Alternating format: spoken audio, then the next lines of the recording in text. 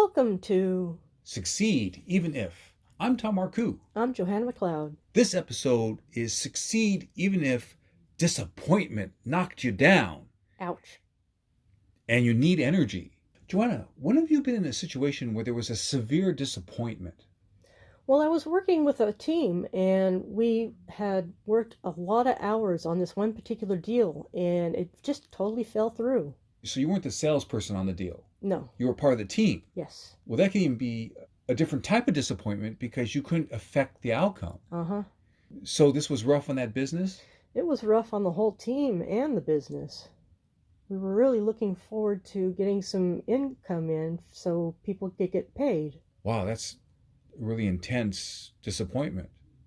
I'm glad you bring that up because some of the worst disappointments do relate to business, do relate to putting your heart into something, showing a potential client or customer, look at how this works and we'll do such a great job for you, see? And then it feels like a massive rejection, but not only that, it's a disappointment that has such bad consequences. Mm-hmm.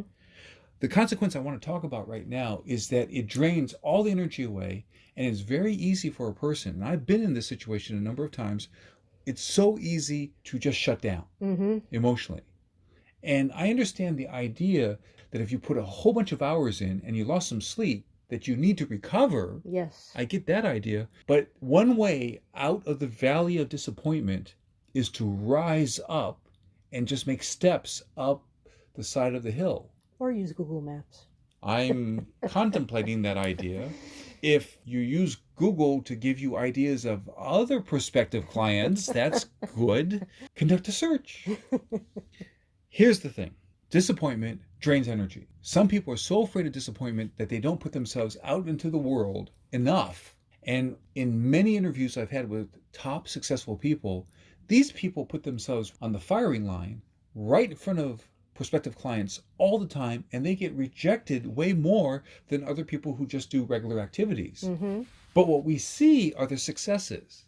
I always remember this gentleman, a multimillionaire, told me about the behind the scenes of David Copperfield. That someone who did the actual magical tricks for David Copperfield and also did the magical tricks for this person I was talking to said that David Copperfield tries 11 things and you only hear about the 2 things that work. We need to be skilled about how we deal with disappointment. We can't let it ruin the whole day. So here's an example. We're going to talk about dealing with disappointment in a way that you can see beyond it and see your way into raised and improved energy. C is our word. Every letter is going to stand for a method. The first letter is S and it's shift. Think about a high performance automobile. You can shift into another gear.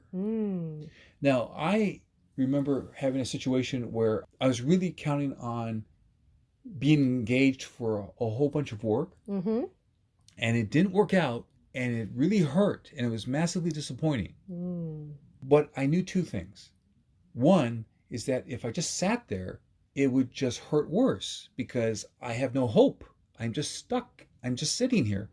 So what I needed to do was to push forward. So I made sure to schedule a bunch more calls. Now, people can be afraid that, well, if I'm so disappointed, I have no energy. If I call more people, maybe my energy might not be strong enough in the next phone call. That's a good point. Well, this is what I did. I took a 40-minute nap before my next call. Ooh, power nap. Exactly. Now, 20 seems to be better for power naps, but I actually had been using up a bunch of energy and I didn't have as much sleep. So the 40 minutes was fine, but I was scheduled. I used 2 alarm clocks to wake me up so that I would have 10 minutes before my next phone call. We need to shift out of sitting there. We need to shift into seeing opportunity and possibilities, and we need to shift into action. E stands for express value. I've seen this among people in my circle, in my extended circle, that there are times, and it almost seems to be kind of like a wave, where certain people, executive coaches or life coaches or branding coaches, all these kind of folks, some of them are talking to each other and saying, wow, it seems like business is kind of slowed up a bit. What they need to do is express value. So if you just got disappointed, you didn't get that particular client, maybe it's time for you to record a podcast or record a video or something where you are expressing value. Think of how you can serve more. Shift into serving and make sure that the world knows what you can do. Write part of an article. Dictate it. If you feel too tired, you're disappointed, you're too tired to type, then dictate into Google Docs. Get going. Move. Express value, though, which leads us into the second E, which is engage the trust. Engage the trust. Now, when I'm talking about trust, trust has been the center of what I've been helping people. We're talking about thousands of audience members and clients. And the thing that I've been doing for 20 years is around something I call be heard and be trusted. It's an approach. And the idea is if you're going to get anything done, you're going to succeed, you're going to accomplish something, you're going to need to be heard. They have to hear you above the noise. And you need to be trusted. So how does that work? Do you need trust before they will listen to you or after they hear you? I like to say and, as in both, as in simultaneously. If you begin, let's say, a speech someplace, at a conference, a chamber of commerce, wherever you are, and you say, how many of us right here in this room would like to gain more clients in half the time? That question gets heard. More clients? I'm all in. I'm there. I'm listening. How many of us right here? You got my attention. I'm right here. And you're saying us. That means I'm with you. The speaker is with the audience. They're heard and they're trusted. Not only that, though, but they're trusted because they're paying attention to something that's important to me, an audience member. If they start off with, hi, I'm Joe Smith, and I have XY experience for 27 years in such, it's like, I can't trust you because your first conversation with me is all about you. You're not paying attention to what I need. And this is what I mean about engage the trust. Go out into your circle and talk with people and share value. And that engages the trust. Now, I have had times where I have started to talk with someone. I'll reach out to them on Facebook and I'll say, how are things going? And then I will listen to them and I will be helpful to them. And next thing you know, they feel good and they say, oh, Tom, have you tried this? This could help your business. Sometimes I'll get coached from another coach just because we are raising each other's energy. We are shifting. We are expressing value with each other. We raise our energy and our next marketing calls are going to be better because we have just shifted from disappointment. Now, I don't say deny disappointment. Some people really work better when they have the prickly energy of disappointment. It's like, oh, I've got to fight back. I've got to carry on. Or sometimes a little bit of fear. I have this phrase, fear keeps you on the mountain. So when you talk about mountains, I think about mountains and mountain gear and ropes. So are you saying, Tom, that depending on what you want and how you're motivated, you're either pulling yourself to safety or taking yourself away from the ground? We must lift ourselves up, pull on the rope, climb, rise out of the valley of disappointment, rise up the mountain of achievement and joy and motion, and that is helpful. Not only that, though, but what's great about people who use appropriate mountain gear is that sometimes you can just rest. See, I already said earlier that I have done this, and other people would do this too. W. Clement Stone was known for getting a nap every afternoon because he would go back out into the field and interact with more people. He was selling insurance. So he would have a busy early day, have an afternoon nap, and then he'd be recharged and he'd keep going. My main point here is do what's necessary to shift and don't stay in the disappointment and don't let disappointment knock off half a day. And don't let go of the rope. Yes, excellent. Which now takes me into a Marcoux moment. That's when I share an excerpt from one of my 50 books up on Amazon. The excerpt is coming this time from my book, Love Yourself to Financial Abundance and Spiritual Joy. The subtitle is How You Can Remove Blocks to Your Prosperity, Happiness, and Inner Peace. So on page 7, I share these details. Need a way to improve your financial situation? Love yourself more. Bear with me a moment. I never expected to write a book like this. Then 5 of my friends had their lives disrupted, each of them by money problems.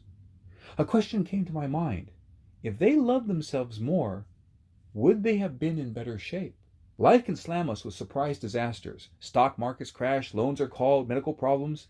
It's reported that 62.1% of all bankruptcies have a medical cause in the United States. Wow. So what can we do? First, we need to learn how to guard our personal energy and resources. We learn to save money, live below our means, and form both career and financial plans. We need to take daily steps. What does that have to do with loving yourself? In essence, we're talking about taking good care of ourselves. If you had a friend visiting, you'd make sure that he or she had a good meal and a comfortable place to sleep. It's almost shocking how we don't give ourselves as much attention. Here's a quote. The more you love and also let yourself be loved, the more alive you feel, said Robert Holden. And on page 41, I talk about creating prosperity consciousness. In each moment, we can perceive all that is potentially positive, and that's prosperity consciousness. Or all that may be negative, and that's scarcity consciousness. Nice definitions. Thank you. Before we go further, I'm not talking about having a naive, just think positive thoughts approach. I know life can be hard. To face tough times, I've learned that it's important to strengthen yourself with an empowered mindset. And prosperity consciousness is part of that.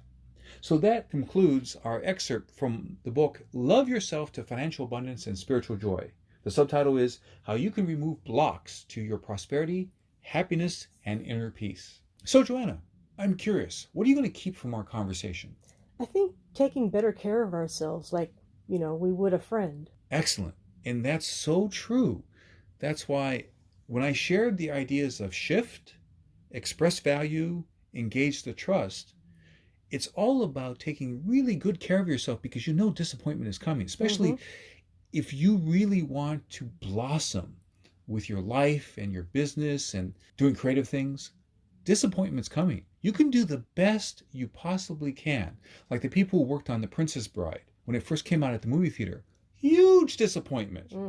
But for more than 25 years now, every succeeding generation introduces The Princess Bride, now with Blu-ray, to their children. It goes on and on. There are times when we receive disappointment and it's beyond our control.